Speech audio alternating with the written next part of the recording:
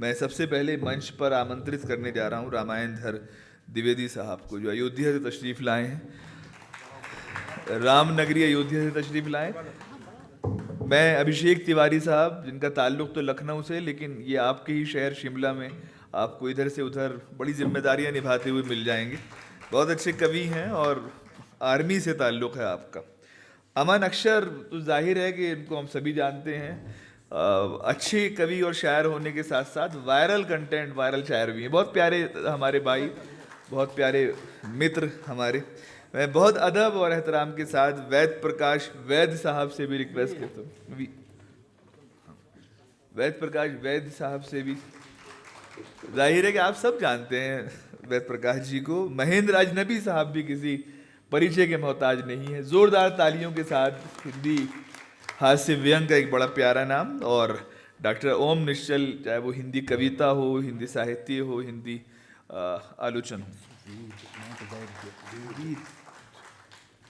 मैं बहुत वक्त नहीं लूँगा, सिर्फ कवियों को आप तक पहुँचाऊँगा, क्योंकि उनकी बातें जाहिर है कि उन सबको सुनने के लिए आप यहाँ पर हैं।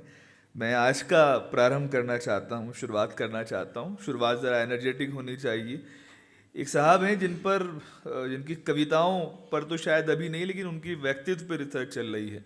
और रिसर्च ये है कि वो किससे ज़्यादा मोहब्बत करते हैं। बड़े परेशान हैं हम सब लोग, लेकिन उन्होंने बहुत ईमानदारी के साथ हिंदी कविता, हिंदी गज़ल में अपना कदम आगे बढ़ा लिया है। हमारे सबके प्यारे अभिषेक तिवारी साहब से मैं आग्रह करता हूं कि वो मंच पर आएं और आज के इस काव्य पाठ का प्रारंभ करें।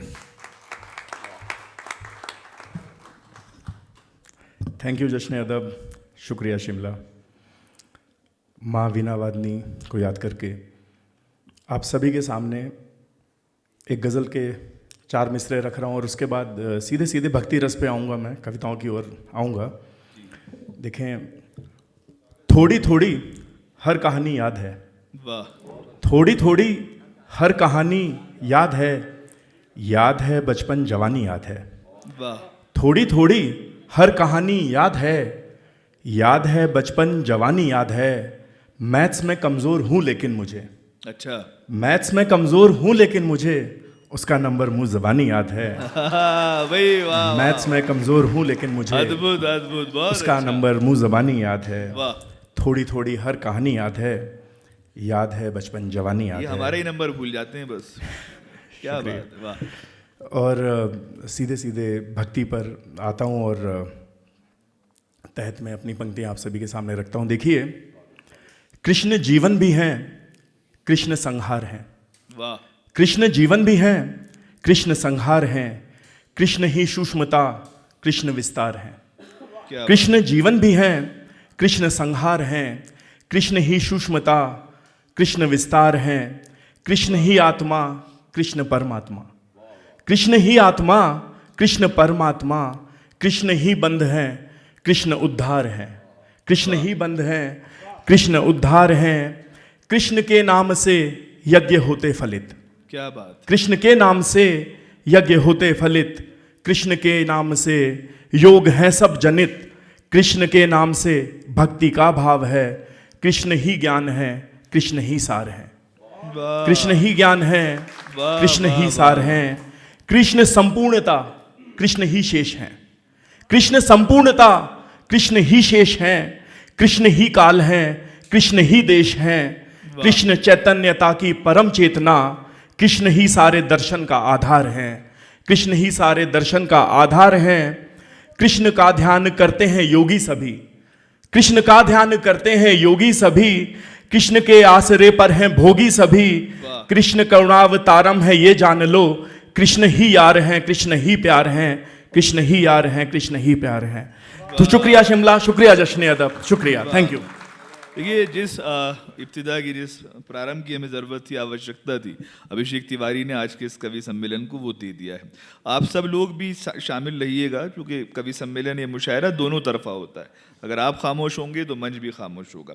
बहरहाल, अब मैं गीतों के ताल्लुक से बहुत सारे नाम हमारे दिमाग में, हमारे जहन में उभरते हैं और बहुत गीत कहे जा रहे हैं, लेकिन गीतों के समंदर में एक व्यक्ति, एक नाम ऐसा है जिसने अपने डिक्शन की वजह से भी जो उसकी शब्दावली है, उसके एक्सपीरियंसेस जो हैं ज़िंदगी के, वो भी जाहिर है कि दूसरों से जुदा हैं। और बड़ी बात यह है कि उनकी जो परवरिश है वो हम सब के लिए बड़ा मोहतरम, बड़ा पाक शहर, हम सब के राम जी की नगरी में हुई है। तो मैं रामायणधर द्विवेदी साहब से इल्तिजा करता हूँ, आग्रह करता हूँ कि अयोध्या से हमारे इस खूबसूरत शहर शिमला में तशरीफ़ लाएं। स्वागत है। बहुत आभार आपका आदरणीय अनस भैया। माँ सरस्वती को प्रणाम करता हूँ। मंच पर सभी अग्रज कवियों की उपस्थिति है, मैं सभी को कोटिशः प्रणाम करता हूँ। इस सभागार में बैठे हुए आप सभी काव्य रसिकों का स्वागत करता हूँ, अभिनंदन करता हूँ। मुझे मालूम है समय कम है, बिना संवाद किए मैं सीधे सीधे कविताएं आप सभी को सुनाना चाहता हूँ। पहली 4 पंक्तियाँ सुनिए कि सिर्फ सिक्का उछाल लेता है, सिर्फ सिक्का उछाल लेता है, हर उहा पोह टाल लेता है। वाह। सिर्फ सिक्का उछाल लेता है, हर उहा पोह टाल लेता है, एक उम्मीद मार कर इंसान एक उम्मीद पाल लेता है। अच्छा है भाई, वाह वाह वाह। एक उम्मीद बहुत मार अच्छा। कर इंसान एक उम्मीद पाल लेता है। इसी गोत्र की 4 पंक्तियां और सुनिए कि दर्द को गान में नहीं लेती, दर्द को गान में नहीं लेती, अश्रु भी ध्यान में नहीं लेती। क्या बात। दर्द को गान में नहीं लेती, अश्रु भी ध्यान में नहीं लेती, नींद आती है बार बार मगर आंख संज्ञान में नहीं लेती। क्या बात है भाई, बहुत सुंदर। नींद आती है बार बार मगर बहुत सुंदर। आंख वाह। संज्ञान में नहीं लेती। बहुत आभार। 4 पंक्तियां और सुनिए, उसके बाद मैं सीधे सीधे आपको गीत सुनाता हूं कि मौन का स्वर है यहां पर, शोर की हलचल नहीं है। मौन का स्वर है यहां पर, शोर की हलचल नहीं है, हर दिवस वरदान की अनुभूति शापित कल नहीं है। मौन का स्वर है यहाँ पर, शोर की हलचल नहीं है, हर दिवस वरदान की अनुभूति शापित कल नहीं है। और है प्रिय स्वागत तुम्हारा किंतु इतना ध्यान रखना, है प्रिय स्वागत तुम्हारा किंतु इतना ध्यान रखना, देव स्थल ही है हमारा, पर्यटक स्थल नहीं है। वाह भाई, वाह वाह वाह। बहुत शुक्रिया। वाह। देव स्थल ही है हमारा, पर्यटक स्थल नहीं है। क्या बात है। कुछ पंक्तियां मैं तरन्नुम में पढ़ता हूं, उसके बाद गीत पढ़ता हूं, सुनिएगा। मान सम्मान मुझको नहीं चाहिए, वाह। मान सम्मान मुझको नहीं चाहिए, स्वत्व का भान मुझको नहीं चाहिए, स्वत्व का भान मुझको नहीं चाहिए, आपके शाप से मुक्त हो ही गया, आपके शाप से मुक्त हो ही गया, और वरदान मुझको अच्छा है, नहीं बहुत चाहिए, अच्छा है। और वरदान मुझको बहुत सुंदर। नहीं चाहिए। वाह। बहुत शुक्रिया, बहुत आभार। आइए मैं सीधे सीधे गीत पढ़ के अपना स्थान लेता हूँ। मेरा नाम रामायण है, और जैसे आप रामायण पढ़ते हैं, रामचरितमानस पढ़ते हैं तो सकारात्मक हो जाते हैं, आपके अंदर सकारात्मकता आ जाती है। ठीक उसी प्रकार इस रामायण को भी सुनकर आप सकारात्मक हो जाएं, इस विश्वास के साथ मैं पंक्तियां पढ़ रहा हूं, सुनेगा। क्या प्लीज एक बार तालियों के साथ जरा अपनी मौजूदगी का, क्या बात है जी। रामायण। भीत खड़ी करनी छोड़ो अब राहों के पाषाणों से, भीत खड़ी करनी छोड़ो अब राहों के पाषाणों से, भीत खड़ी करनी छोड़ो अब राहों के पाषाणों से, पथ के पाहन चुन चुन कर सागर पर सेतु बना डालो, पथ के पाहन चुन चुन कर सागर पर सेतु बना डालो, भीत खड़ी करनी छोड़ो सागर पर सेतु बना डालो। पंक्तियां सुने। रोना रोने से कब पथ की दुर्गमताएं कम होंगी, रक्त बहाकर कब शूलों की निर्मम आंखें नम होंगी। देख पसीने से लथपथ कब सूरज चमर डुलाएगा, प्यास तुम्हारी हरने को क्या मरुथल सरी हो जाएगा। बिनती सुनकर सिंधु कभी भी मार्ग नहीं देते साथी, बिनती सुनकर सिंधु कभी भी मार्ग नहीं देते साथी। फिर तुम भी क्यों अग्नि बाण अब तान नहीं लेते साथी, फिर तुम भी क्यों अग्नि बाण अब तान नहीं लेते साथी। अवरोधों को मात मिले तुम ऐसा दृढ़ निश्चय कर लो, अवरोधों को मात मिले तुम ऐसा दृढ़ निश्चय कर लो। भय का उन्मूलन करना जीवन का हेतु बना डालो, पथ के पाहन चुन चुन कर सागर पर सेतु बना डालो, पथ के पाहन चुन चुन कर सागर पर सेतु बना डालो। भीत खड़ी करनी छोड़ो, सागर पर सेतु बना डालो। गीत की अगली पंक्तियां पढ़ता हूं। हमारे गीत कुंबे के बड़े हस्ताक्षर हुए डॉक्टर कुंवर बेचैन साहब। वो लिखते हैं कि अगर आप जीवन में सकारात्मक रहते हैं तो कोई बड़ी सी बड़ी लड़ाई हो आप जीत जाते हैं। उनका एक शेर पढ़ के मैं गीत की अगली पंक्तियां पढ़ता हूं। कुंवर बेचैन साहब ने लिखा कि देर से पहचान पाया वो मुझे अच्छा लगा, देर से पहचान पाया वो मुझे अच्छा लगा। मैं बहुत खुश हूं कि उसने देर तक देखा मुझे, मैं बहुत खुश हूं कि उसने देर तक देखा मुझे। तो जीवन में सकारात्मक रहिएगा। मैं गीत की अंतिम पंक्तियां पढ़कर अपना स्थान लेता हूं, सुनेगा। भीत खड़ी करनी छोड़ो, सागर पर सेतु बना डालो। आवश्यक बांधों का होना नैनों की सरिताओं पर, सूझबूझ धीरज से होगी विजय सभी विपदाओं पर। चाल नहीं हो मध्यम इतनी सफर अधूरा रह जाए, वो गति भी अनुचित है जिसमें मानवता ही दह जाए। पाँवों की पीड़ाओं में ही पाले ना आराम सदा, घोर निराशा हावी हो तो जपना सीताराम सदा। लक्ष्य तुम्हारी बाट निहारे, आलस तज संधान करो। लक्ष्य तुम्हारी बाट निहारे, आलस तज संधान करो।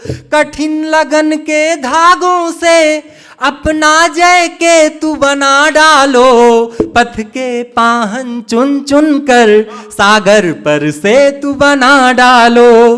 भीत खड़ी करनी छोड़ो, सागर पर से तू बना डालो। बहुत आभार। वाह वाह। देखिए रामायणधर द्विवेदी साहब ने सागर पे सेतु बना लिया, लेकिन मैं आपको एक बड़ी राज की बात जो कम लोगों को मालूम है वो ये कि आज ही के दिन आप इस धरती पर तशरीफ लाए थे, यानी आज आपका जन्मदिन भी है रामायणधर द्विवेदी साहब का। और जिस तरह से आपने उनकी कविता को सुना तो बड़ी पुरुम्मीद मैं हो गया हूँ, बहुत अच्छा लगा।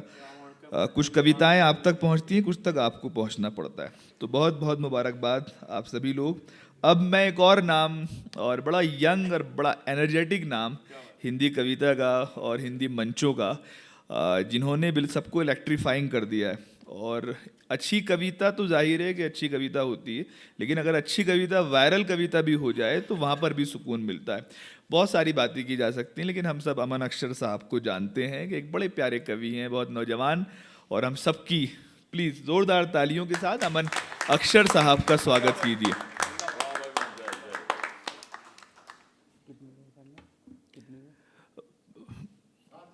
7 मिनट भाई की आवाज़ आ गई है, वही सुनना चाह रहा था मैं। आप सभी को बहुत प्रणाम करता हूँ। जश्न अदब फाउंडेशन का और रंजीत भैया का बहुत धन्यवाद। मैं पहली बार इतने सुंदर ऑडिटोरियम में काव्य पाठ कर रहा हूँ। मैंने जितने भी ऑडिटोरियम देखे उसमें सबसे सुंदर जो फील है इसकी, जो इसका भाव है, क्या बात, बिल्कुल। तो बहुत प्रणाम करता हूँ। समृद्ध मंच है, हमारी मतलब जिन्होंने अपने जीवन के 4 दशक दे दिए, ऐसे 3 लोग यहाँ पर हैं, ओम निश्चल जी, महेंद्र अजनबी जी और वेद प्रकाश वेद जी। उन लोगों के सानिध्य में हम लोग हैं। मुझे भी अपने क्रम पर काव्य पाठ करना है। रामायण को जितना प्यार से आपने सुना, अभिषेक भाई को सुना, मैं जितना भी समय मेरे पास है, मैं 4-4 पंक्तियों से आपसे जुड़ने का प्रयास करता हूँ। जहाँ जहाँ आपको अच्छा लगे आप लोग अपना। जी स्वागत। हम लोग आप लोग बहुत ऊंचाई पर रहते हैं, हम बहुत नीचे रहते हैं अगर भौगोलिक रूप से देखें तो, लेकिन फिर भी जब यहाँ आके देखो जहाँ सांस भी बहुत मुश्किल से आती है जिन परिस्थितियों में हम जैसे लोगों को, वहाँ पर भी सही। इतना समृद्ध जीवन आप लोग जीते हैं। मैं अपनी 4 पंक्तियाँ पढ़ता हूँ कि ये यहाँ की मिट्टी का, इस भारत की मिट्टी का कमाल है, उसके नाम पढ़ता हूँ। अगर आपने अपने जीवन में इस मिट्टी के गौरव को अनुभव किया होगा तो मुझे चौथी पंक्ति से शुरू करिएगा। मैं 4 पंक्तियाँ सौंपता हूँ, सुनिएगा। स्वागत। कभी व्यवहार अपनाए कहीं रूखा नहीं रखती, वाह।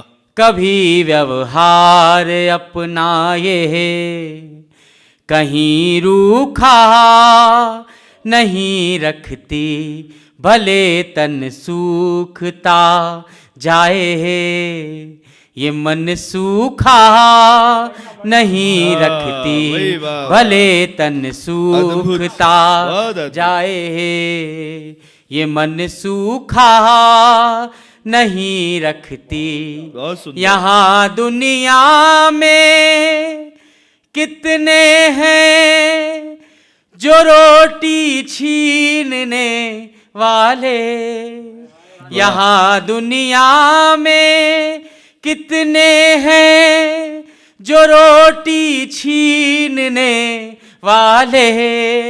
ये धरती माँ हमें लेकिन कभी भूखा नहीं। अच्छा है, बहुत सुंदर भाई, वाह वाह वाह वाह। ये धरती माँ वाह, हमें वाह, लेकिन अद्भुत, वाह। कभी भूखा नहीं रखती। अब आप लोग समझ गए होंगे ताली कहाँ बजानी है। आप लोगों को इस मीटर में भी लाना पड़ता है कई बार मंचों पर। मैं बहुत बहुत धन्यवाद। मैं 4 पंक्तियाँ पढ़ता हूँ। एक घटना छोटी सी मेरे जीवन की है। 1-1.5 बरस पहले मैं एक रेल यात्रा में था दिल्ली से भोपाल की ओर। मैंने, मेरी सीट के सामने एक बुज़ुर्ग थे, वो अपना, जब भी वो चश्मे से बड़ा संघर्ष कर रहे थे अपने, मैंने देखा कि चश्मे की एक डंडी, एक क्लिप टूटी हुई थी। उन्होंने धागे से जैसे तैसे उसे संभाल रखा था। जब भी वो कुछ पढ़ने और काम करने के लिए सिर नीचे करते वो चश्मा गिर जाता था।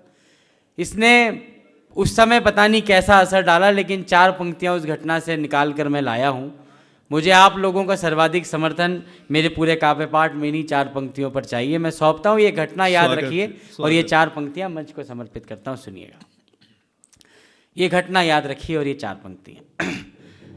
अलग होते हुए कोई ही अलग इतना नहीं दिखता, अलग होते हुए कोई अलग इतना नहीं दिखता, मगर ऊंचाइयों से नींव का हिस्सा नहीं दिखता, क्या बात है, मगर वाह, वाह, वाह। ऊंचाइयों से क्या बात है। नींव का हिस्सा नहीं दिखता। उन्हीं आँखों को चश्मे की कहीं ज्यादा जरूरत है। मुझे बताइएगा कि उन्हीं आँखों को चश्मे की कहीं ज्यादा जरूरत है, जिन्हें माँ बाप का टूटा हुआ चश्मा नहीं। वाह वाह वाह वाह वाह भाई, वाह वाह वाह वाह वाह वाह। अमन भाई जिंदाबाद, जिन्हें वाह वाह वाह। बाप का टूटा आहा। हुआ चश्मा नहीं दिखता। बहुत बहुत आभार, बहुत बहुत आभार, बहुत धन्यवाद। इसी बेहतरीन को तालियों में बताइए आप लोग सब, तो बहुत अच्छा लगे। मैं एक कदम और आगे बढ़ाता हूँ। प्रेम कविताएं लिखते हैं हम सब, शुरुआत में एक प्रेम जीते हैं, कविताएं लिखते हैं, लेकिन कई बार ऐसी स्थितियां होती हैं। मैं एक बात निकाल कर लाया हूँ कि हम प्रेम में कई बार अपने परिवार को, माँ बाप तक को भूल जाते हैं। इसी से एक कदम आगे 4 पंक्तियाँ पढ़ता हूँ, सौंपता हूँ, सुनिएगा।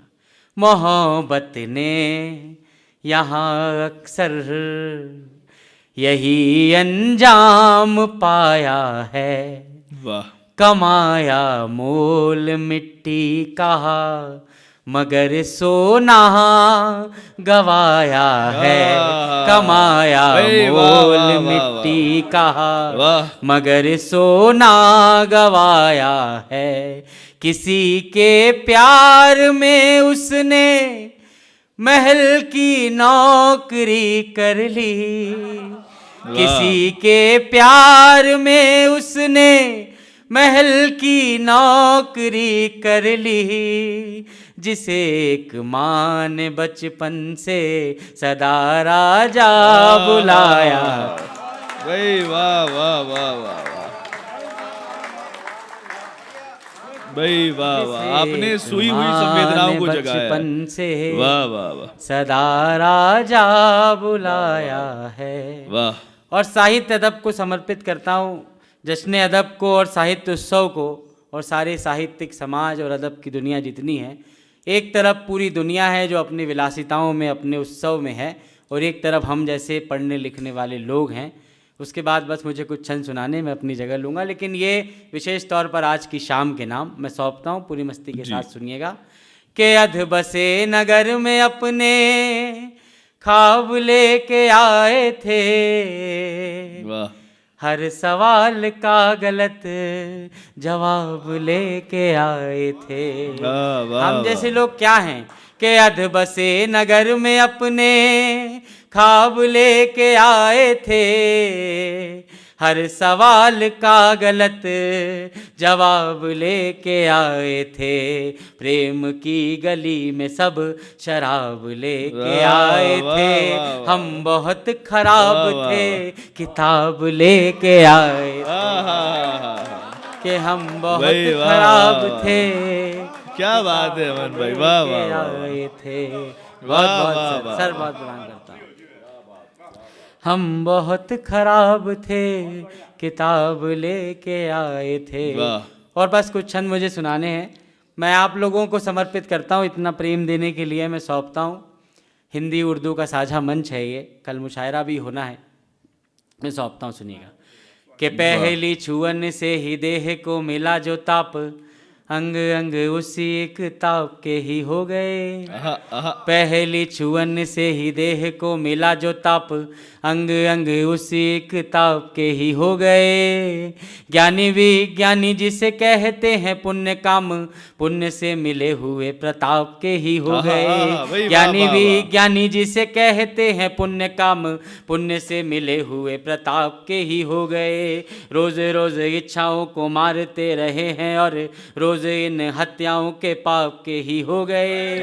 फिर एक दिन हमें आप मिल गए और सारे दिन जिंदगी के आपके ही हो गए। फिर एक दिन हमें आप मिल गए और सारे दिन जिंदगी के आपके ही हो गए। मंच पर ओम निश्चल जी की उपस्थिति है, हमारी हिंदी गीत नवगीत के सबसे बड़े नामों में से एक, जो पिछले 2-3 दशकों ने देखे, उसमें सबसे बड़े सम्मानित नामों में से एक हैं। मैं एक हिंदी का छंद पढ़ता हूँ, आप लोगों का बड़ा प्यार और मिले, वो तालियों में भी बदले, ताकि हमारे आगे के कवियों के लिए भी भूमिका बने। मैं सौंपता हूँ मेरी भाषा पर और मेरे कथ्य पर ध्यान चाहता हूँ कि कोई कवि अपना स्वाभिमान और अपने किसी स्त्री की प्रशंसा कैसे कर सकता है। मैं सौंपता हूँ, सुनिएगा। कि आयु ही स्वयं जब देह का श्रृंगार करे, देह का श्रृंगार हर ओर से बचाइए। सर सुनिएगा, मैं समर्पित करता हूँ। कि आयु ही स्वयं जब देह का श्रृंगार करे, देह का श्रृंगार हर ओर से बचाइए। कंचनी कलाई के जो रंग बोलने लगे तो उन्हें चूड़ियों के इन शोर से बचाइए। कंचनी कलाई के जो रंग बोलने लगे तो उन्हें चूड़ियों के इन शोर से बचाइए। वंदनवार अलकों के रूप को सजाएं तब उन्हें बंधनों की हर डोर से बचाइए। तन की किशोरी को किशोरों से बचाइए तो मन को हमारे जैसे चोर से बचाइए। कि तन की किशोरी को किशोरों से बचाइए, भाई वाह वाह वाह, मन को हमारे जैसे बहुत चोर सुंदर। से बचाइए। वाह। और ये जब प्रणय निवेदन में बदलता है तो मैं सौंपता हूँ कि सपनों की नाव जो नयन में यूं तैरती है, चाहती है उसे आप कोई ठाव दीजिए। कि सपनों की नाव जो नयन में यूं तैरती है, चाहती है उसे आप कोई ठाव दीजिए। पांचों इंद्रियां भी कहाँ पांच गांव मांगती हैं एक मन का ही गांव दीजिए। पांचों इंद्रियां भी कहाँ पांच गांव मांगती हैं एक मन का ही गांव दीजिए। बरसों से जिंदगी की धूप में खड़ी जो तप्त छाव को हमारी अपनी भी छाव दीजिए। हाथ में हमारे पड़े पड़े ही न मर जाएं, आप ही उदास पायलों को पाँव दीजिए। आप ही उदास पायलों को पाँव दीजिए। क्या सलीका भाई, वाह वाह वाह। पायलों को पाँव दीजिए। आहा। समय है मेरे पास, गीत सुनाऊंगी एक, मुझे एक छंद और सुनाओ, बता दीजिए। हाँ चलिए, जो रंजीत भैया बोले अगली बार भी आना है मुझे, इसलिए उनकी बात मानना पड़ेगा। चलिए मैं अंतिम छंद पढ़ता हूँ। मैं अंतिम छंद अपनी जिम्मेदारी का पढ़ता हूँ। हम ईश्वर से, सरकारों से, राजनीति से, समाज से सिर्फ मांगते हैं। तमाम राजनीतिक परिदृश्य आप लोगों ने पिछले वर्षों में देखे, 2-3 तरह के चुनाव हुए, अभी एक चुनाव हुए। लेकिन मेरे जीवन में भगवान राम की कृपा रही, जिसके कारण जब भैया ने बताया कि मैं वायरल हुआ जिस गीत से। लेकिन एक मेरे कर्तव्य का मैं एक अंतिम छंद पढ़ता हूँ, मैं सौंपता हूँ, सुनिएगा कि हम क्या करते हैं। सुनिएगा कि मांगने को मांगते हैं सूरज हजार, किंतु दीप एक द्वार पे भी धर नहीं पाए हम। मांगने को मांगते हैं सूरज हजार, किंतु दीप एक द्वार पे भी धर नहीं पाए हम। हमसे भी कम साधनों में फूल खिलते हैं, थोड़ा भी तो फूलों सा सवर नहीं पाए हम। हमसे भी कम साधनों में फूल खिलते हैं, थोड़ा भी तो फूलों सा सवर नहीं पाए हम। देह की मिली जो एक बांसुरी, तो बांसुरी में एक सांस मन की भी भर नहीं पाए हम। सारे काम राम के भरोसे छोड़ दिए, पर राम के लिए तो कुछ कर नहीं पाए भाई, हम। बहुत बहुत प्रणाम। वाह वाह वाह। अमन अक्षर साहब जो हैं, इन्होंने जिस तरीके से इस पूरे ऑडिटोरियम को जगा दिया, जिंदगी दे दी, बहुत बहुत आभार, बहुत शुक्रिया आपका। और दई एक साहब हमारे पास आए, बोले आपके संचालन में कोई जान ही नहीं है, आप एनर्जी नहीं फूकते। मैंने कहा मैं क्या करूं, तो संचालन में जाना है। बोले सीने को बार बार मसला करो, टांग पे हाथ मारा करो, ऊ आ उस इस तरह की आवाज़ें निकाला करो। तो मुझे नहीं लगता कि हमारे इस मंच को इन चीखों की ज़रूरत है। लेकिन कवि सम्मेलन और मुशायरों में एक वक्त ऐसा आता है जब ये इस तरह की आवाज़ें, इस तरह की चीखें निकल जाती हैं। हम बार बार सीना मसलते हैं, बालों को भी। मैं तो खैर बालों को नहीं कर पाता कुछ, लेकिन ये है कि लोग करते हैं। तो अब मैं एक बड़े मजबूत हस्ताक्षर हिंदी हास्य व्यंग के पूरी दुनिया जानती है। मैं सूरज को चिराग नहीं दिखाऊंगा, मैं आवाज़ दे रहा हूँ महेंद्र अजनबी साहब को। जोरदार तालियों के साथ स्वागत कीजिए। ये वो नाम है जिन्होंने हमें हंसना सिखाया है, जिन्होंने हमें सोचना सिखाया है। स्वागत है सर। आप सभी को प्रणाम करता हूँ। मंच पर उपस्थित अपने सभी कवि मित्रों को, कवि अग्रजों को प्रणाम करता हूँ। माँ सरस्वती को प्रणाम करता हूँ। इस अद्भुत थिएटर को प्रणाम करता हूँ। और आप सबसे निवेदन करता हूँ, मेरे स्वागत में दोबारा जोरदार तालियां बजाएं। तालियां इसलिए बजवा रहा हूँ क्योंकि बाद में भरोसा नहीं है। एक दो छोटी कविताएं आपको सुनाऊंगा, पसंद आएंगी ठीक है, नहीं तो 3-4 और सुनाऊंगा। क्या बात। बहुत मन से सुन रहे हैं, बहुत कम लोग हैं, लेकिन इतने कम लोग भी आप ऐसा लग रहा है पूरा, अगर लाइट बंद कर दी जाए तो हमें पता नहीं लग रहा कि कितनी ऑडियंस यहाँ पर बैठी हुई है, लेकिन बड़े मन से सुन रहे हैं। आप अपने लिए एक बार तालियां बजा लीजिए। वरना मैं बता रहा हूँ, कवियों को हर जगह नहीं सुना जाता भाई साहब। कहीं कहीं तो हमें ऐसे हर कविता पे, हर पंक्ति पे आपने इतनी दाद दी है। कहीं कहीं तो हमें ऐसे उखाड़ने वाले लोग मिलते हैं, कभी अपनी कविता की एक लाइन पढ़ता है, सुनने वाले इतने उस्ताद दूसरी लाइन अपनी तरफ से।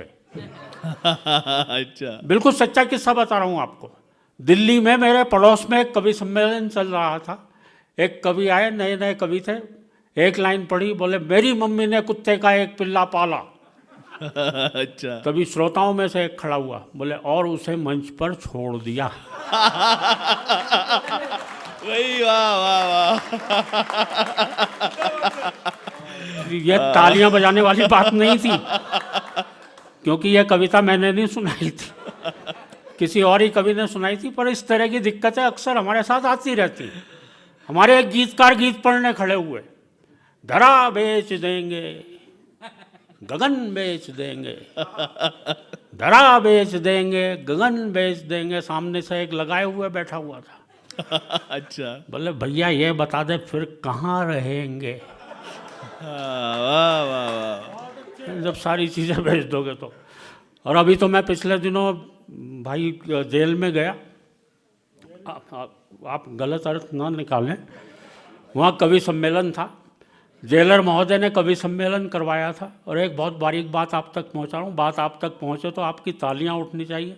जेलर महोदय ने कवि सम्मेलन करवाया था और ये सोच के करवाया था कि शायद कैदियों की सज़ा में थोड़ी बहुत कमी रह गई है। अच्छा, भाई वाह वाह वाह। क्या बोले इसलिए इन्हें सबको कविताएं सुनवाई जाएं। अच्छा, नीचे सारे कैदी बैठे हुए, लाइन लगाए हुए। एक कवि आए, वीर रस के थे, बड़ी जोर से चीखते हुए बोले, आदमी यूं हालातों में जकड़ा ना जाता, आदमी यूं हालातों में जकड़ा ना जाता। नीचे एक चोर कैदी बैठा हुआ था, बोला भैया कुत्ते की पूंछ ना दबती तो मैं पकड़ा ना जाता। वही, वाह, बहुत अच्छा। एक बार तालियां बजा दें दोस्तों, मैं शुरू होता हूँ।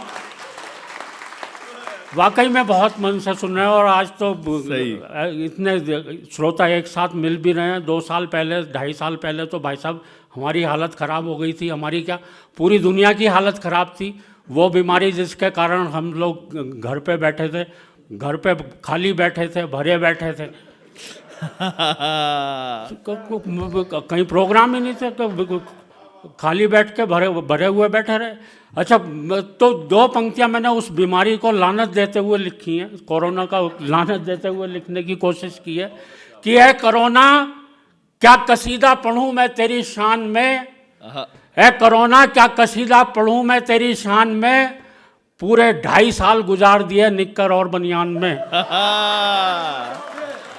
बहुत अच्छा है भाई, वाह वाह वाह। अच्छा, सबने ही गुजारे थे तालियां बजाने वाले जो है। लेकिन आप तो बहुत अच्छा सुन रहे हैं। मैं सीधे सीधे एक कविता की तरफ आता हूँ जिसका इशारा भाई रंजीत भाई ने मुझे किया है।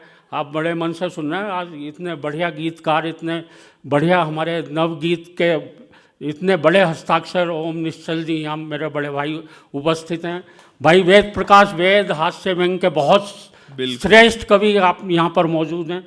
और अमन अक्षर और रामायण द्विवेदी और भाई अभिषेक जी, कितना बढ़िया। और भाई साहब तो संचालन कर मेरे साडू भाई लग रहे हैं।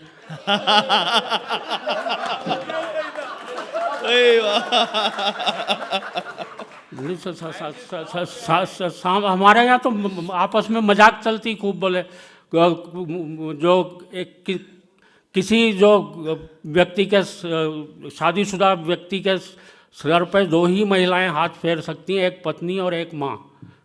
माँ जब सर पर हाथ फेरती है तो बाल बढ़ते हैं। अच्छा, हो गया। पत्नी जब हाथ फेरती है तो ऐसी स्थिति हो जाती है। जी जी जी, अच्छा, क्या बात है, वाह वाह वाह।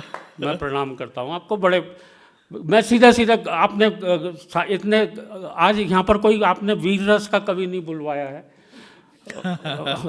वीर रस का कवि आता, जब नहीं आता भाई साहब, इतने श्रोता देख के तो वो यहीं पे लेट जाता बिल्कुल। बहुत अच्छा आएगा वो, इतनी जोर से चीखेगा लोग घबरा के ताली बजा जाते हैं। ये भी अच्छा है। अच्छा कुछ तो वीर रस के कवि खैर बहुत बढ़िया लिख रहे हैं, बहुत अच्छा लिखते हैं, जो आप में जोश पैदा करते हैं, जो आप में उत्साह पैदा करते हैं। लेकिन कोई इतनी जोर से चीखेगा लोग घबरा के ताली बजाते। मैं अभी पिछले दिनों एक कवि को सुन रहा था, आते ही चिल्लाया, मैं पत्थर को पाषाण बना सकता हूँ। अच्छा मैं सोचने लगा यार पत्थर को पाषाण, बात तो एक ही है। बोले मैं पत्थर को पाषाण बना सकता हूँ, मैं मानव को इंसान बना सकता हूँ। अच्छा मैं मरघट को शमशान बना सकता हूँ, मैं ईश्वर को भगवान बना सकता हूँ। बहुत अच्छा है भाई। अच्छा ऐसी ताली बजाने लगे लोग, जैसे आप में से कुछ लोगों ने कोशिश की। वो पर्यायवाची शब्दों के लिए बजा रहे हैं ताली। अच्छा कविता में कोई बात भी नहीं। एक और कवि को सुन रहा था वैसा पिछले दिनों, आते ही चिल्लाया, खाली खाली डीजल टंकी तेल चाहिए। वाह, मैंने कहा यार ये कौन सी वीर रस की पंक्ति है जिसमें इसे तेल की जरूरत पड़ गई। दूसरी पंक्ति सुनी भाई साहब, बहुत देर तक सोचता रहा। बोले खाली खाली डीजल टंकी तेल चाहिए, आज मेरे देश को पटेल चाहिए। अच्छा वाह, बहुत अच्छा, वाह वाह वाह। तो मैं बहुत देर तक सोचता रहा यार ये तेल का पटेल जी से क्या लेना देना था। लेकिन लोग बाग जोश जोश में सुना जाते हैं। अच्छा उनका एक और टारगेट होता है, वो मंच से ही सीधे पाकिस्तान को ख़त्म करते हैं। अच्छा अपनी सेना की ज़रूरत नहीं है, एक ही कवि काफ़ी है भाई साहब पूरे पाकिस्तान के लिए। अच्छा हमारी देशभक्ति भी ऐसी है जो पाकिस्तान के अलावा और किसी देश के खिलाफ जागती नहीं है। अच्छा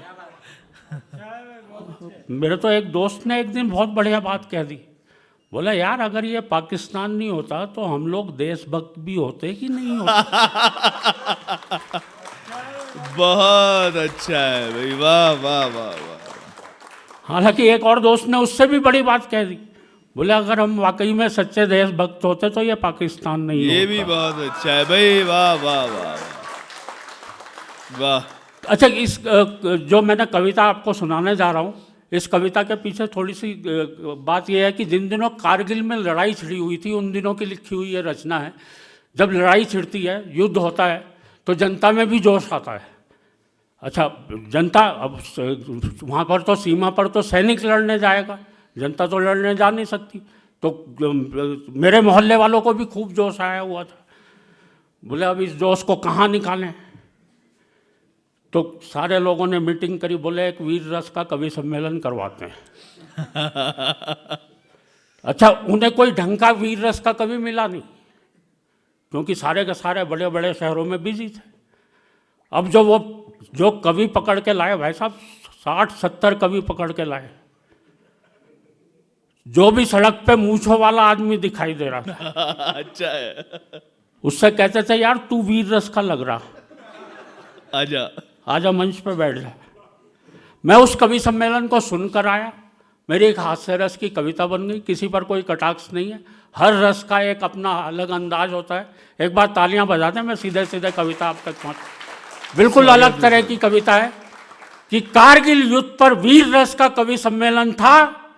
मंच के थे बहुत ही ठाट बाट, वीर रस के कवि बैठे थे लगभग 60। हाँ मैं खुश हुआ, 60 कवियों की पूरी प्लाटून। भाई क्या बात है, आज की रात तो पाकिस्तान के लिए कहर की रात है। वाह जब एक ही वाह, कवि वाह। पाकिस्तान को निपटा देता तो 60 उसका क्या हाल करे। भाई क्या बात है, आज की रात तो पाकिस्तान के लिए कहर की रात है। फिर आशंकित हुआ, 60 कवि, वो भी एक ही रस के। भगवान बचाए, जो लड़ाई इनकी आज पाकिस्तान से होनी है, कहीं वो इनमें आपस में ही ना छिड़ जाए। अच्छा जो लड़ाई इनकी आज पाकिस्तान से होनी है, कहीं वो इनमें आपस में ही ना छिड़ जाए। 7-8 कवियों ने तो कर रखा था संचालक का घेराव। एक कवि बोला देते हुए मूंछों को ताव, पहले कविता पढ़ने मैं जाऊंगा, क्योंकि शुरू में ही यदि किसी और कवि ने पाकिस्तान निपटा दिया तो मैं क्या बाद में झुंझुना बजाऊं? तालियां बजाओ तो मन से बजाओ। वाह वाह वाह वाह। पर कवियों ने श्रोताओं में ऐसा जोश भर दिया कि पहले कवि की कविताओं की बमबारी ने ही पाकिस्तान को अधमरा कर दिया। पूरा मंच बन गया था बंकर, सभी कोसने लगे पाकिस्तान को जमकर। पर एक कवि अभी भी पुराने जमाने के नशे में झूम रहा था, मिसाइलों के युग में पाकिस्तान के खिलाफ तलवार लिए हुए घूम रहा। बोले कहाँ है पाकिस्तान, तुझे तलवार से निपटाएंगे। अच्छा, एक ने तो बहुत ऊंची छोड़ी। उन दिनों परवेज मुशर्रफ पाकिस्तान के सेनाध्यक्ष थे। बड़ी जोर से चीखते हुए बोला, ऐ मुशर्रफ, हम तेरे पेट में राणा सांगा की तलवार घोंप देंगे। अच्छा, मैं चौंका, यार राणा सांगा की तलवार 400 साल पुरानी। वो बोला, यार कुछ नहीं, उसकी धार से मरेगा तो मरेगा, नहीं तो साला सेप्टिक से तो मरी जाए। भाई वाह वाह वाह वाह, क्या बात है। पर कवियों ने श्रोताओं में ऐसा जोश भर दिया कि पहले की कविताओं की बमबारी ने ही पाकिस्तान को अधमरा कर दिया। पूरा मंच बन गया था बंकर, सभी कोसने लगे पाकिस्तान को जमकर।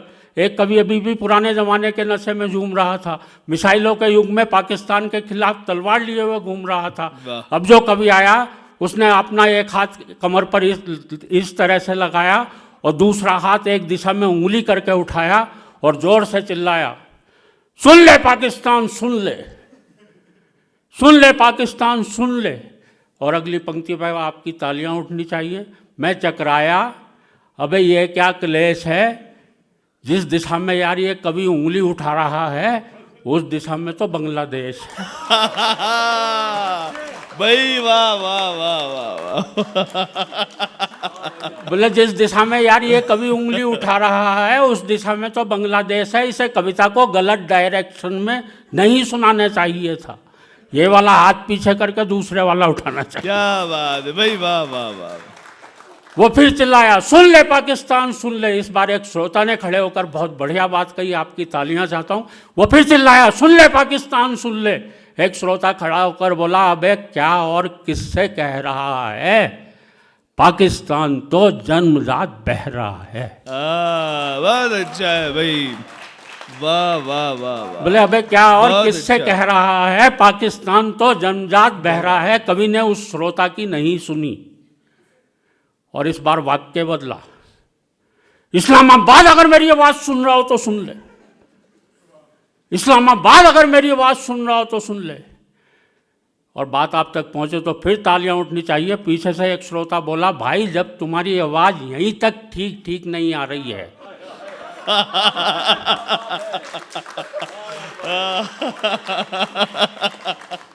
तो इस्लामाबाद तक कैसे जाएगी। वीर रस का अब जो कभी आया भाई साहब होगा करीब 15 किलो का। 15 किलो, वाह। मैंने तो वेद भाई से पूछा मैंने कहा वेद भाई ये वीर रस का कवि इतना पतला दुबला इतना कमजोर कैसे हो गया।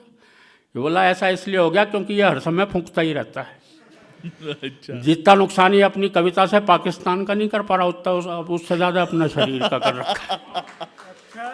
बहुत अच्छा है। अच्छा, इतना पतला दुबला कवि जब कविता पढ़ रहा था, आप लोग दृश्य का आनंद लेना। तो श्रोताओं में से एक बोला, भाई कौन खड़ा है, भाई कौन खड़ा है, दिखाई नहीं पड़ रहा है। मुझे तो लगता है माइक खुद ही कविता पढ़ रहा है। बहुत भाई अच्छा। कौन खड़ा है, दिखाई नहीं पड़ रहा है। मुझे तो लगता है माइक खुद ही कविता पढ़ रहा है। उसकी बगल वाला श्रोता बोला, लगता है तू भी गच्चा खा गया है। अबे कवि तो खड़ा हुआ है लेकिन वो माइक के डंडे की ओट में आ गया। वाह वाह वाह। ये दिखने में कैसा लगता है जरा पता लगाओ। उसकी बगल वाला श्रोता बोला, किसी के घर पड़ी हो तो दूरबीन उठा लाओ।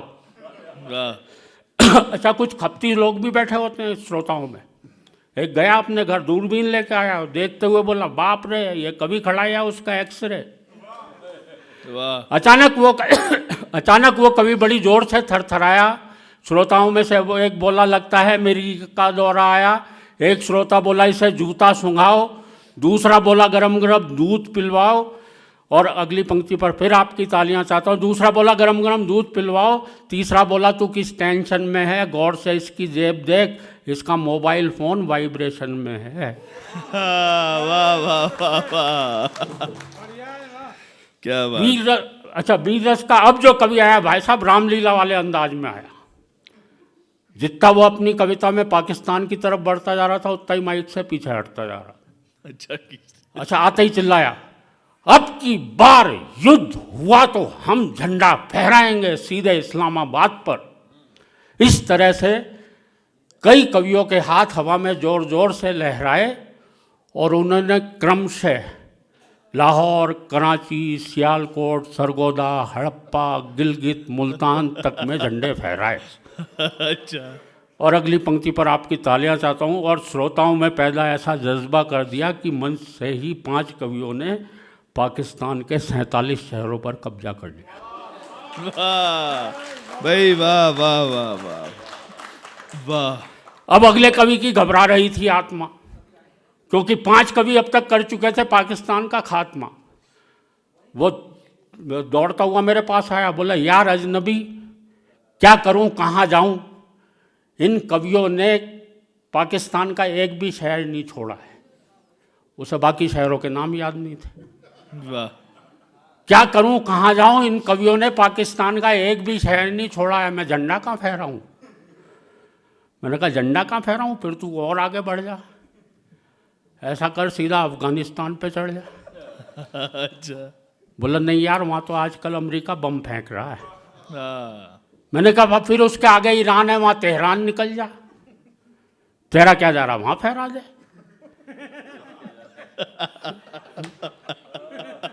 तेरा क्या जा रहा? बोला तेहरान तो क्या, उसके आगे इराक है, वहाँ बगदाद, उसके आगे सीरिया है, वहाँ दमिश्क। एक बार मेरे भौगोलिक ज्ञान पे तालियां बजा सकते हैं। उसके आगे सीरिया है, वहाँ दमिश्क तक में झंडा फहरा दूं। पर यार शहर दमिश्क ऐसे नाम पे श्रोता ताली नहीं बजाते, ये है सबसे बड़ा रिस्क। मैंने कहा फिर तू ऐसा कर ले, या तो राइट टर्न लेके चीन की तरफ निकल ले, या फिर यू टर्न लेके वापस मंच पे आ जा। क्या बात है भाई, यहीं से तो तू टेक ऑफ करेगा। वाह। कविता समाप्त हो गई, तालियां बजा दीजिए। बहुत बहुत धन्यवाद। ये उन कवियों ने कहीं झंडा फहराया हो ना फहराया हो, लेकिन हम सब जानते हैं कि हमारे इस मंच पर महेंद्र अजनबी साहब ने जो झंडा फहराया है वो हमेशा लहराता रहेगा। बहुत बहुत शुक्रिया सर, बहुत धन्यवाद आपका।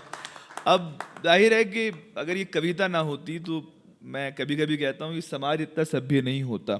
सोचिए फिल्मी गीत ना होते, शायरी नहीं होती, तो हम किस तरह से प्रपोज किया करते, किस तरह से मोहब्बत किया करते, किस तरीके से एक दूसरे से शायद लड़ा भी करते।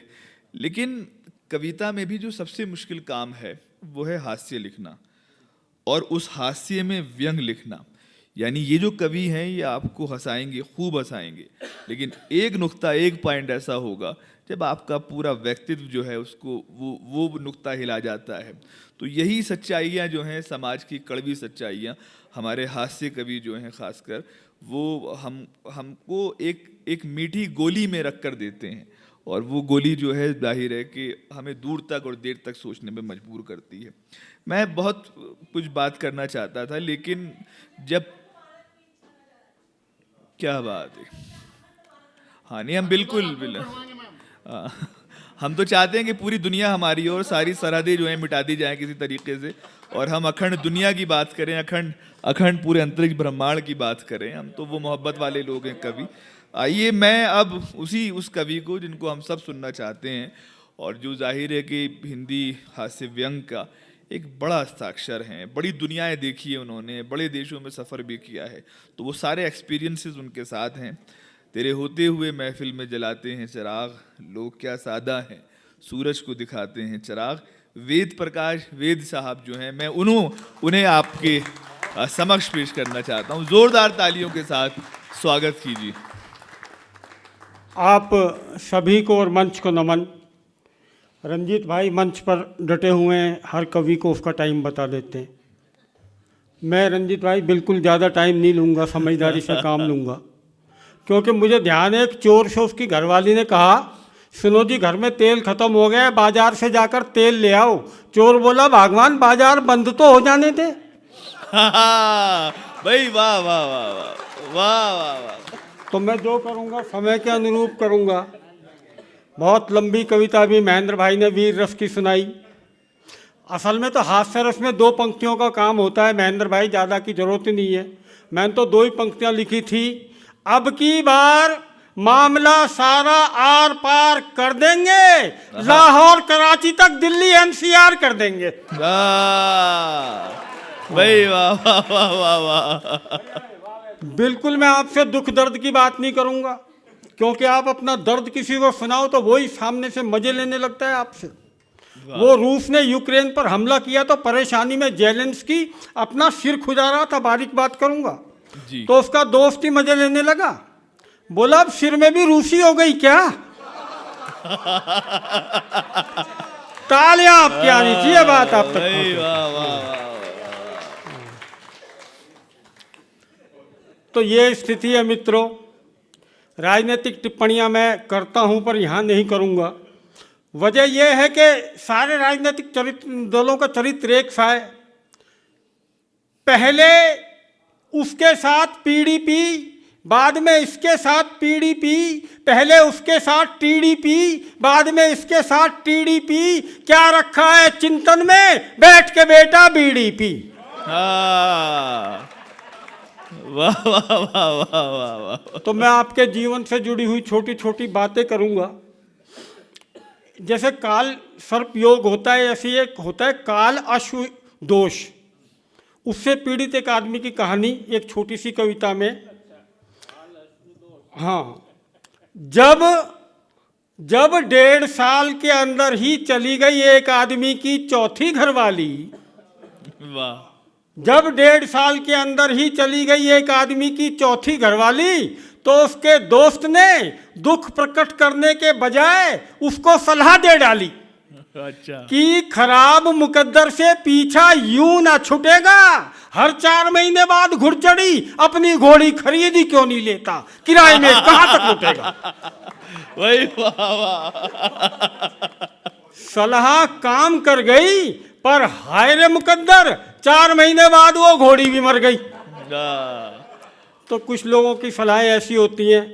आजकल तो सीसीटीवी का जमाना है, हर अपराध सीसीटीवी में कैद होता है, पर आप किसी राजनेता से नहीं कह सकते कि आप अपराधी हैं। वो छूटते एक बात कहेगा कि अभी जांच चल रही है, आप मुझे अपराधी नहीं कह सकते। यही कविता है, यही भूमिका है, इतनी सी छोटी सी, सुनिएगा और अच्छी लगे तो अपना प्यार भरपूर तालियों से दीजिएगा।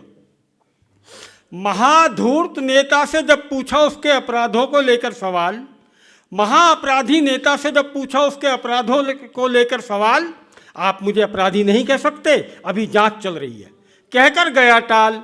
और जाकर बोला अपने बाप से, देखा बापू जांच का बहाना लगाकर किस तरह टरका दिया चुपचाप से। बाप गलती से ईमानदार था, बाप गलती से ईमानदार था। बोला तुम्हारी ये नेतागिरी बहुत खल रही है, मुझे बापू मत कहो, अभी जांच चल रही है। भाई वाह वाह वाह, बहुत अच्छा है, वाह वाह वाह। और मित्रों लीजिए, बिल्कुल मैं समय का ध्यान रखते हुए एक कविता सुनाकर अपना स्थान लूंगा। मैंने देश की बहुत बड़ी समस्या पर यह कविता लिखी है। मैंने मिलावट के ऊपर यह कविता लिखी है। हम जो खाने पीने के सामान में मिलावट करते हैं, आपके जीवन से हमारे जीवन से जुड़ी हुई बात है। मेरा मानना है कि जैसे बम विस्फोट के द्वारा किसी आतंकवादी के द्वारा 10, 20, 500, 50 लोगों की जान ली जाती है, उतना ही घृणित कार्य है खाने पीने के सामान में मिलावट करके माँ के पेट के बच्चे से 100 साल तक के बूढ़े की जान ली जाती है। मिलावट के इस आतंकवाद के खिलाफ कविता है, पर आप सीरियस मत हो। विशुद्ध हास्य रस की कविता है, भरपूर मजा इसमें आपको आने वाला है। मैं आपको बताऊं, मैं तो पहले दिल्ली में रहता था, बाद में उत्तर प्रदेश में नोएडा में रहने लगा। दिल्ली बहुत महंगी पड़ती थी, दिवाली पर ही मेरे 100-150 रुपए के पटाखे खर्च हो गए थे। हाँ सच बता रहा हूँ जी। नोएडा में तो, उत्तर प्रदेश में तो आपको रिवॉल्वर का भी मजा लेना हो तो मुंह से ठाए ठाए कर लो। अठन्नी है, आपकी बहुत खर्च अच्छा नहीं है। होती। वाह। मैं आ रहा था वहां से रंजीत भाई, मुझे एक जगह पुलिस कैश पोस्ट पर रोक लिया। चेक पोस्ट में इसलिए नहीं कह रहा क्योंकि वो चेक नहीं लेते थे। वाह वाह वाह वाह तालियां आपकी सबकी एक साथ आनी चाहिए। वाह। मुझे रोककर मेरा नाम पूछ लिया, मैंने बता दिया वेद प्रकाश, गाड़ी के कागज मांग लिए। अच्छा, कागज मेरे पास गलती से उस दिन थे नहीं, खो गए थे कहीं घर में। तो ये जो टीवी में डिबेट आती है ना आजकल, इसको देख देख कर लोग कितने सियाने हो गए। मैं इनका कागज तो कहीं मिसप्लेस हो गए, हैं नहीं मेरे पास। तो पुलिस वाला बोला, फिर एक बार संबित पात्रा को फोन कर लो, जो कागज कहीं नहीं मिलते उनके पास मिल जाते हैं।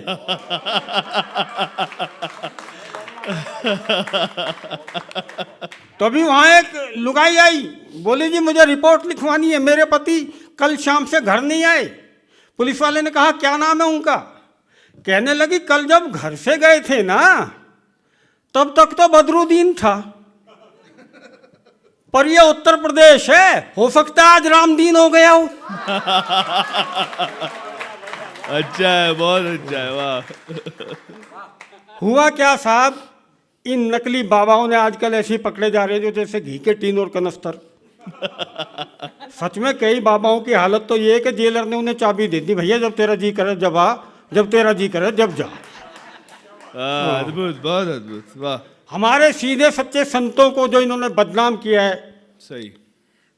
एक बारीक बात करना चाहता हूं कि जो आश्रम हमारे ऋषियों मुनियों के समझे जाते थे, अंदर झांक कर देखा तो वो ऋषि और मुनियों के निकले।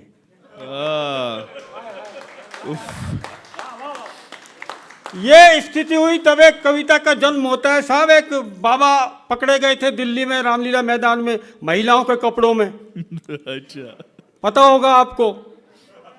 उनका शिष्य बैठा बैठा रो रहा था, बोला बड़ी बेइज्जती हो गई, बाबा को महिलाओं के कपड़ों में पुलिस ने पकड़ लिया, बड़ी बेइज्जती हो गई। भाई साहब दूसरे ने तुरंत तसल्ली दे दी, बोला अरे यार पुलिस ने ही तो पकड़ा है, कौन सा झांसाराम ने पकड़ लिया।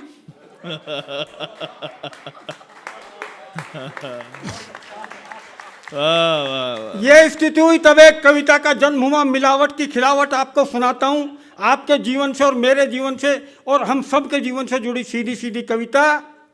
देश के विकास के लिए नई पीढ़ी को नई राह दिखानी थी, वेस्ट से बेस्ट यानी फेंकने वाली चीजें काम में लानी थी। पर लालच के अंधेपन में हम सब सपनों को कुतर आए, कचरे से बिजली बनाने चले थे और लीद से धनिया बनाने पर उतर आए। वाह, सही, सत्य है, वाह। लीद से धनिया बनाने पर उतर आए, देखकर विकास की ऐसी गाथा मैंने पकड़ लिया माथा कि क्या करें इन गद्दारों का। जितना डर नहीं था महावीर के जमाने में हत्यारों का, जितना डर नहीं था बुद्ध के जमाने में चोरों का, जितना डर नहीं था गांधी के जमाने में गोरों का, उससे ज्यादा डर हो गया है आज मिलावटखोरों का। वाह वाह वाह वाह वाह, सही, वाह वाह वाह। गोंद है चिपकता नहीं है, गोंद है चिपकता नहीं है, घी है पिघलता नहीं है, तेल है चिकनाई नहीं है, बाजार में असली दवाई नहीं है। मैं आपको बताऊं निश्चल जी, मुझे पिछले दिनों महेंद्र भाई मिल गए, बहुत परेशान थे। मैंने पूछ लिया भाई क्यों परेशान हो? कहने लगे वेद क्या बताऊं, कीड़े मारने की दवाई लेकर आया था, उसमें भी कीड़े पड़ गए। ओह वाह वाह वाह। ये स्थिति हुई तब लिखना पड़ा। मैंने तो किसी की दो पंक्तियां सुनी पिछले दिनों, मेरी खुदकुशी के चर्चे थे शहर में, सुबह उठे तो पता लगा मिलावट थी जहर में। वाह वाह वाह वाह। अच्छा किसी और की छोड़िए, मैंने खुद अपनी दो पंक्तियां किसी और के मुंह से सुनी। हाँ सच्ची बता रहा हूं मैं। ये प्रो वर्जन। एक कवि सम्मेलन का औचक निरीक्षण कर लिया, वहां सुनी। आप भी सुने, वीर रस और हास्यरस की मिलीजुली पंक्तियां हैं। जो ना घबराए कभी बंदूक तलवार या कराटे से, ऐसे वीर मर गए केवल कूटू के आटे से। वाह वाह वाह वाह ये स्थिति हुई तब लिखना पड़ा। गोंद है चिपकता नहीं है, घी है पिघलता नहीं है, तेल है चिकनाई नहीं है, बाजार में असली दवाई नहीं है, चीनी है मिठास नहीं है, इमली है खटास नहीं है, फल है स्वाद नहीं है, फसल में असली खाद नहीं है, कविता है पर आपकी दाद नहीं है। वाह वाह वाह वाह।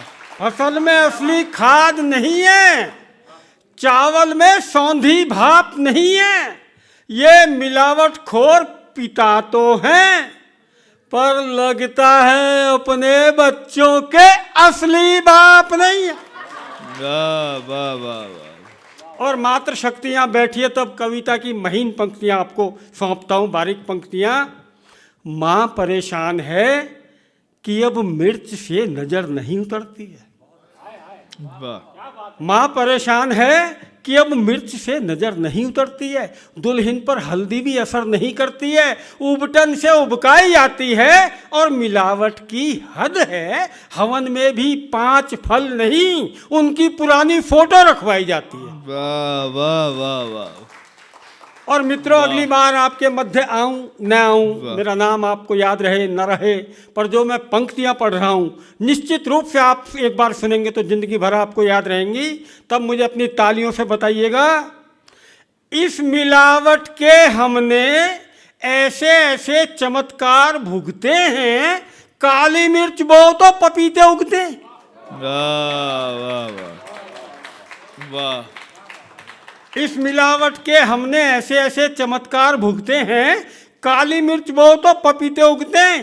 पत्नी ने कहा सुनो जी, घर में रबर बैंड नहीं है, बालों में क्या डालें? मैंने कहा फ्रिज में पनीर पड़ा है उसके बना ले। एक दिन पत्नी फिर बोली बेटे के लिए सांस लेने वाले जूते ला दो। एक विज्ञापन आता था पहले सांस लेने वाले जूते, पर आजकल दिल्ली जैसे महानगर और तो शिमला भी इतना बड़ा महानगर है, जो हाल हो गया साहब प्रदूषण का। एक दिन पत्नी फिर बोली बेटे के लिए सांस लेने वाले जूते ला दो। मैंने कहा इस शहर में इतना धुआं है, तुम ही सांस लेकर दिखा दो। वाह वाह वाह वाह। मेरे दोस्त ने बहुत अच्छी सलाह दी हमको प्रदूषण से लड़ने के लिए। उसने कहा कि हमको ज़्यादा से ज़्यादा पेड़ लगाने चाहिए और हर पेड़ के आगे लिखवा देना चाहिए कि हमको पेड़ों से भी इतना ही प्यार करना चाहिए जितना हम पेड़ों के पीछे करते हैं। अच्छा।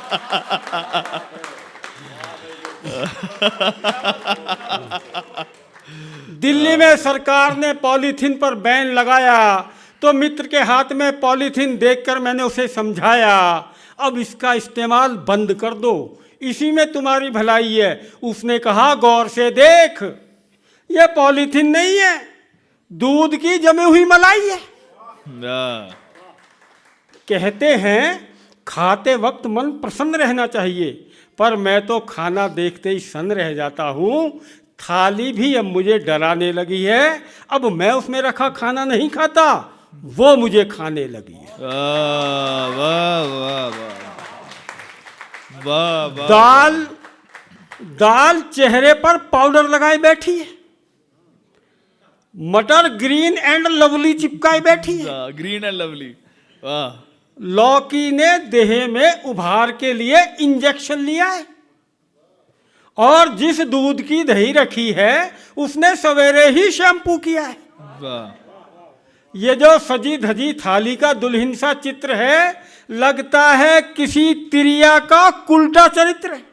वाह। और अगली एक पंक्ति पर फिर आपका आशीर्वाद मुझे चाहिए। लगता है किसी तिरिया का उल्टा चरित्र है, सोब खाना देखकर मुंह में पानी नहीं झाग आते हैं। वाह वाह वाह वाह।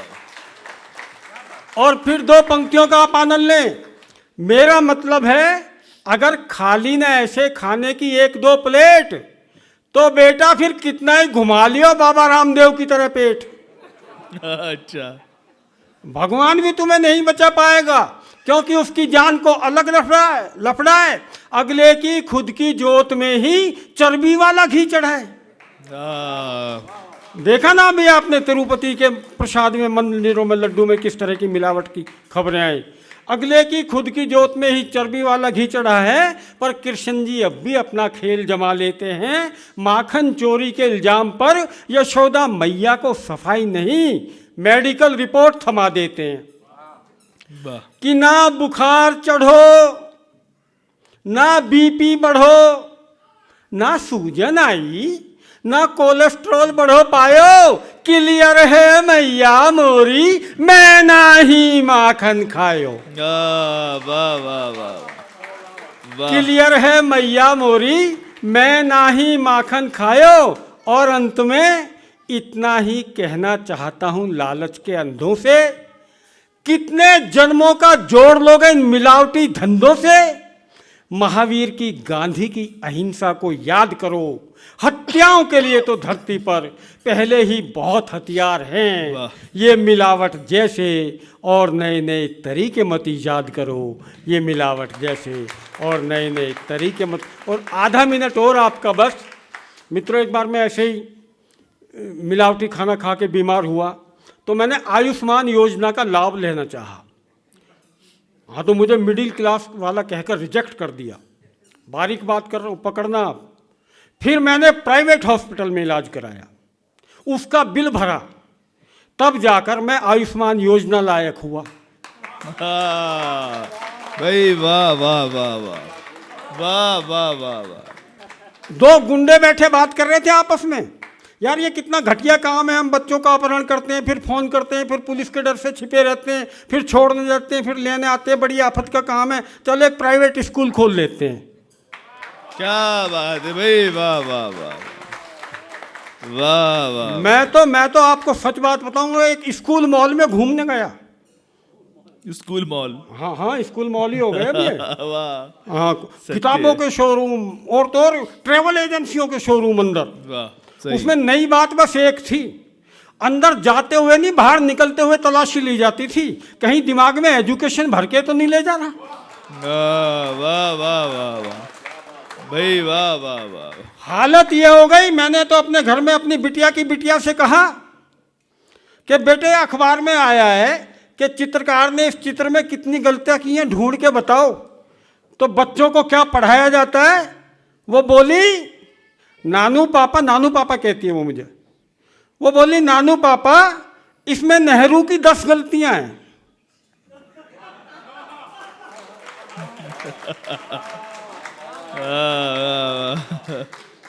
और अंत में सिर्फ 2 पंक्तियां। बेशक मैं पहाड़ पर खड़ा होकर कह रहा हूं कि हर जगह ये जिम्मेदारी है, हमें अपने शहर को प्रदूषण से मुक्त रखना चाहिए, हर आदमी की जिम्मेदारी है। समुद्र के माध्यम से कहता हूं, कचरा फेंकते हुए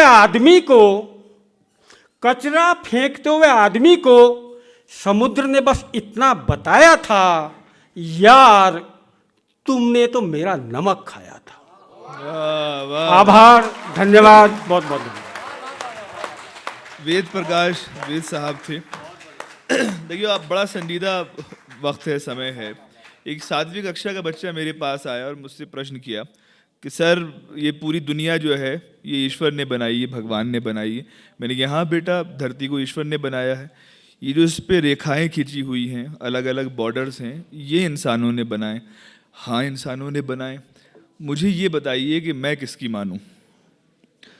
तो उस बच्चे ने जो संजीदगी मुझे अता करी, उसका जवाब मेरे पास शायद था, शायद नहीं था, शायद मैं देना नहीं चाहता था। मैं आपको अब इस कवि सम्मेलन के उस मोड़ पर, उस मोड़ पर लेके जाना चाहता हूँ। हमारे यहाँ जो चंद संजीदा नाम हैं हिंदी साहित्य के ताल्लुक़ से, हिंदी कविता और नव कविता के ताल्लुक़ से, हिंदी आलोचना के ताल्लुक़ से, ये कई किताबें जो हैं वो मंजर आम पर आ चुकी हैं, प्रकाशित हो चुकी हैं। बहुत कुछ कहा जा सकता है आपका जो योगदान है हिंदी साहित्य में, लेकिन हम सब लोग आपको डॉक्टर ओम निश्चल के नाम से जानते हैं। आइए वो संजीदगी अदा करें इस कवि सम्मेलन को, जिसका हमें इंतज़ार था। बहुत बहुत धन्यवाद मंच और जश्न अदब और आप सभी लोगों को जो शिमला के निवासी हैं। और बहुत ही अच्छा माहौल है। मैं तो बहुत एक ऐसी दुनिया में पहुंच गया था, वहाँ से लौटना ही नहीं था। खैर, कुछ अशार और 1-2 गीत। भाई, स्वागत चांद है को सर। बदलियों ने देख लिया, चांद को बदलियों ने देख लिया, फूल को तितलियों ने देख लिया। चांद को बदलियों ने देख लिया, फूल को तितलियों ने देख लिया। लाख छुपता रहा मगर उसको, लाख छुपता रहा मगर उसको आज फिर कनखियों ने देख लिया। लाख छुपता रहा मगर उसको वही, आज वाह, फिर वाह। कनखियों ने देख लिया। पहली ही वाह। वारदात थी उसकी, पहली ही वारदात थी उसकी, पुलिस की वर्दियों ने देख लिया। पहली ही वारदात थी उसकी, पुलिस की वर्दियों ने देख लिया। उसने छुपने की लाख कोशिश की, उसने उसको छुपने की लाख नाकामियों ने कोशिश देख की। लिया। क्या बात। उसने छुपने की लाख कोशिश की, उसको नाकामियों ने देख लिया। कौन कितने यहां पानी में है, ताल की मछलियों ने देख लिया। कौन कितने यहां पानी में है, वाह। ताल की मछलियों ने देख लिया। प्यार को लाख छिपाया दिल में, दिल की बेताबियों ने देख लिया। वाह। प्यार को लाख छिपाया दिल में, दिल की बेताबियों ने देख लिया। कौन किसको यहां नचाता है, कौन किसको यहाँ नचाता है। कौन किसको यहां नचाता है, आज कठपुतलियों ने देख लिया। बहुत अच्छा। और मुझमें नादानियां बची हैं भी, कुछ तो किलकारियां बची हैं भी। मुझमें नादानियां बची हैं अभी, कुछ तो किलकारियां बची हैं भी। फूल होंगे तुम्हारे गमले में, मुझमें भी क्यारियां बची हैं भी। वाह। फूल वाह, होंगे वाह। तुम्हारे गमले में, मुझमें भी क्यारियां बची हैं भी। ए दरख्तों सुनो न सोना अभी, ए दरख्तों सुनो न सोना अभी, कहते हैं यारियां बची हैं भी। ए दरख्तों सुनो न सोना अभी, कहते हैं यारियां बची हैं भी। भीड़ से वो घिरा तो है लेकिन, भीड़ से वो घिरा तो है लेकिन, उसमें तन्हाइयां बची हैं भी। वाह, भीड़ वाह। से वो घिरा तो है लेकिन, उसमें तन्हाइयां बची हैं भी। तुम उसकी सादगी पे मत जाना, तुम उसकी सादगी पे मत जाना, उसमें खुददारियां बची हैं भी। वाह। राख जनता को मत समझ लेना, राख उसमें जनता। चिंगारियां बची हैं। बहुत अच्छा। राख जनता को बहुत मत समझ अच्छा। लेना, वही, वाह, वाह। उसमें चिंगारियां वाह। बची हैं भी। और अपनी सदाकतों की कोई मिसाल दे दे, मेरा ख्याल ले ले, अपना ख्याल दे दे। मेरी सदाकतों की कोई मिसाल दे दे, अपना ख्याल ले ले, मेरा ख्याल ले ले, अपना ख्याल दे दे।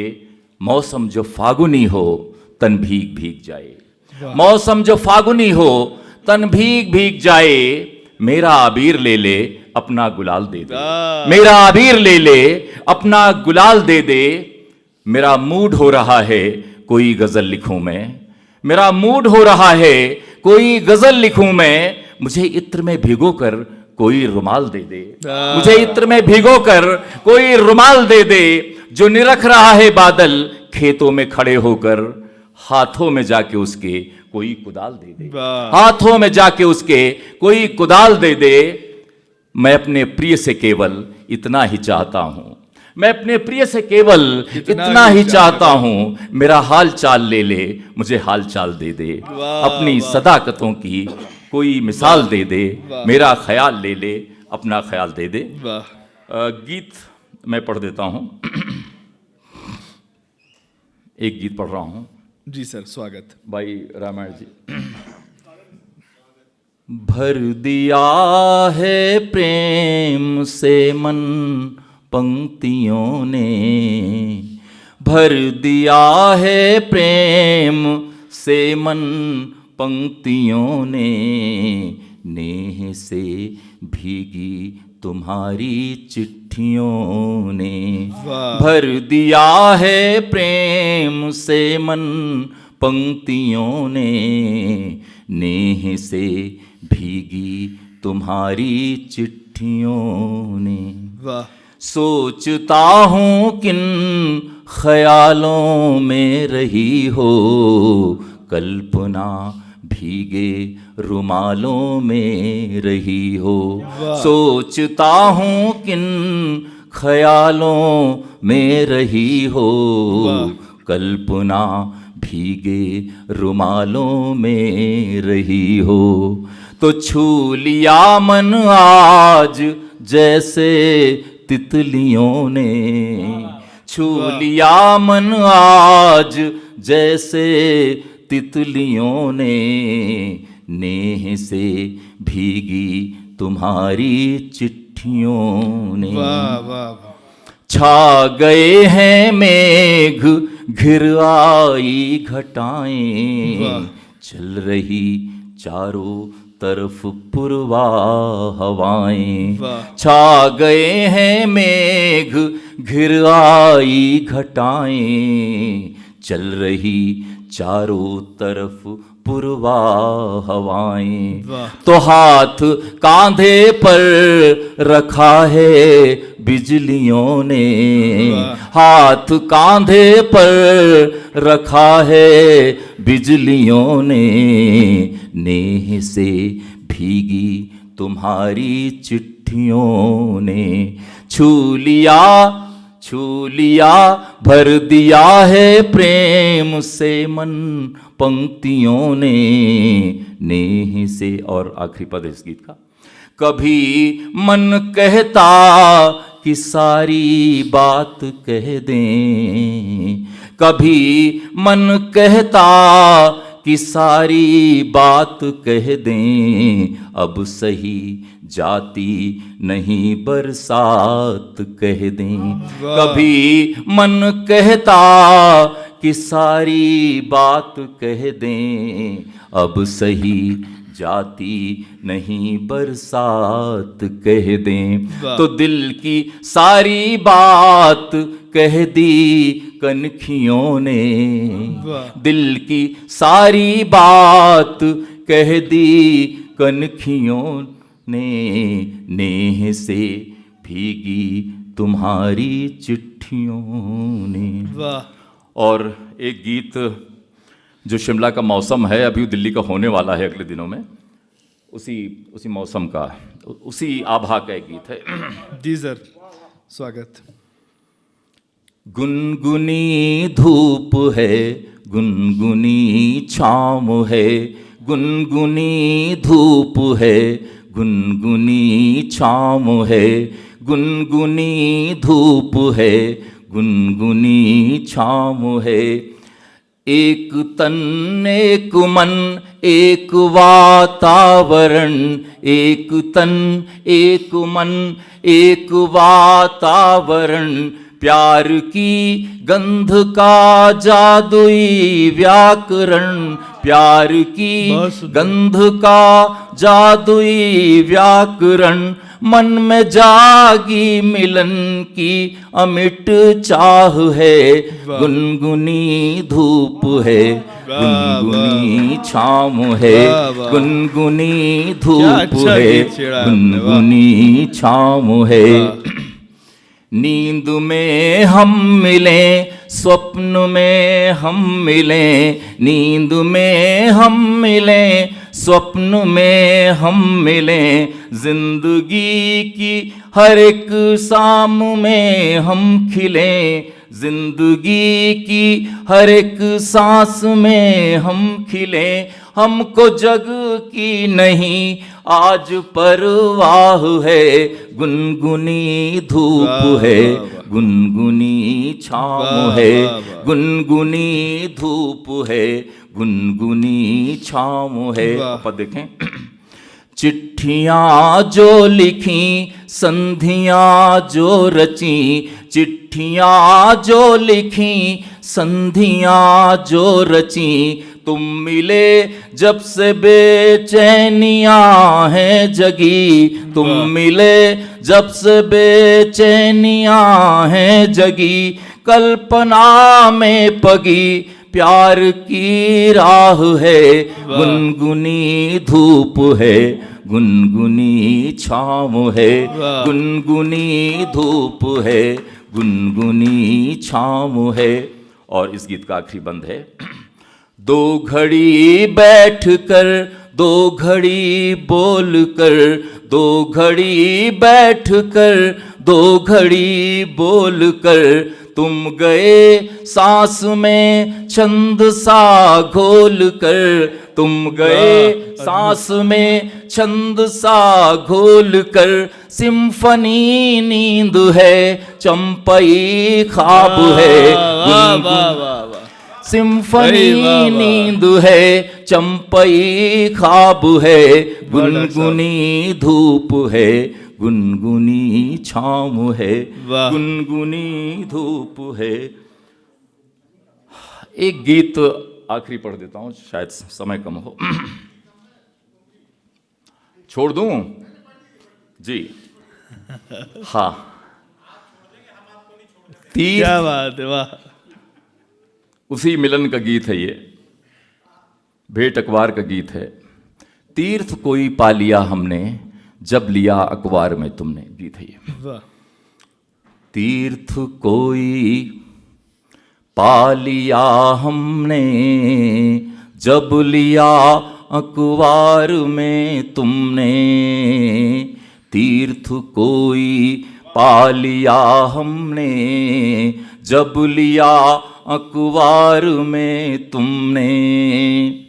तुम मिले तो याद घिर आई, तुम मिले तो याद घिर आई, एक छवि सी चित्त में छाई। तुम मिले तो याद घिर आई, एक छवि सी चित्त में छाई। फिर उमड़ आए दृगों में जल, फिर उमड़ आए दृगों में जल, वेदना की साँझ गहराई।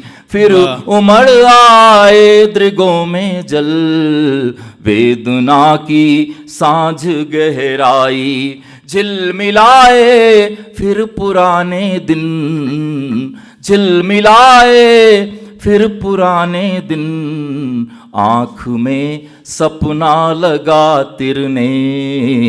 जब तीर्थ कोई पा लिया हमने, जब लिया अखबार में तुमने।